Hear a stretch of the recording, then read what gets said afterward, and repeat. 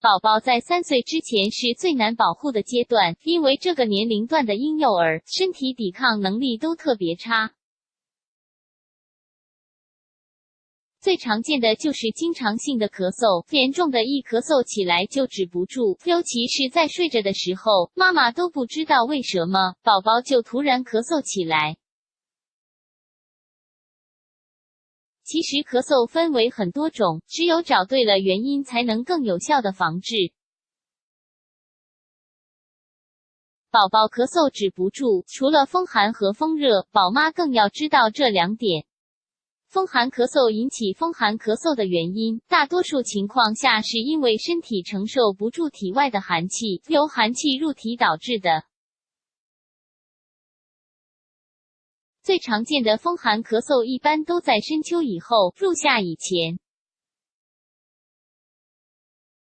这个时候的天气气温温差比较大，而宝宝普遍都有喜欢出汗的体质，日常生活中给宝宝添衣不及时，或者换衣太频繁，都容易让宝宝患上风寒咳嗽。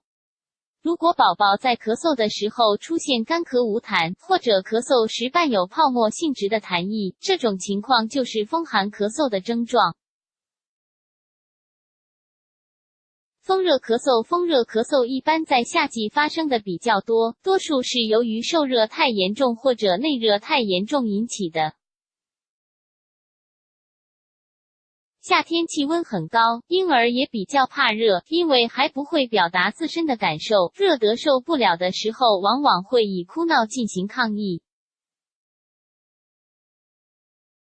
宝妈怕孩子受委屈，就会找时间让宝宝待在空调屋里，或者坐在风扇前面对着吹，这种情况下宝宝最容易引起风热咳嗽。当炎热的夏季，宝宝突然出现眼屎过多，伴随着流黄鼻涕，宝妈们就要注意宝宝是不是得了风热咳嗽。风寒咳嗽和风热咳嗽是宝宝比较常见的2种症状，不是很严重的问题，只要及时调理，症状很快就会消失。下面这2点症状才是最关键的，一旦处理不及时，很可能会引发很严重的后果。宝妈们在带娃的时候一定要注意积食性咳嗽。积食性咳嗽，顾名思义是因为吃了太多东西引起的，大多数情况下是因为吃了很多热量过高或者高蛋白过剩的食物。消化功能处理不过来的情况下，宝宝就会发生呕吐、便食、咳嗽等症状，严重的时候还会伴随着发烧。积食性咳嗽很常见，最严重的问题是不节制宝宝的饮食，短时间积食还不是大问题，如果时间长了就会留下后遗症。因为积食次数太多，时间太长，胃部承受能力负担太大，长此以往胃部就会出问题，随着年龄的增长会出现胃痛、吐酸水等严重的问题。过敏性咳嗽，过敏性咳嗽大多数情况下是发生在夜晚熟睡时，或早晨刚起床的时候。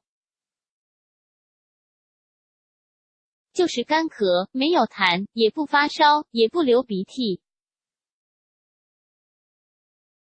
宝妈们聊天的时候常说，我家宝宝不能吸凉气，一吸凉气就咳嗽，那是因为宝宝喉咙有炎症，是因为过敏引起的。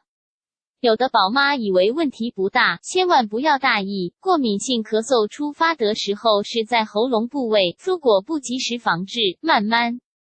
的过敏性咳嗽会转变成支气管炎，再不注意的话会向肺部延伸，形成肺气管炎，甚至毛支肺气管炎。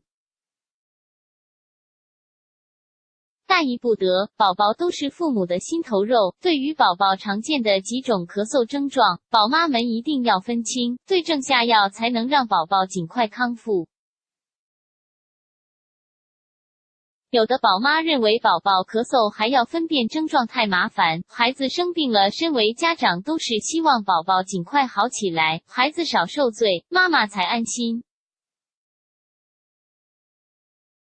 所以就需要宝妈们给孩子更多的耐心，给自己更多的信心。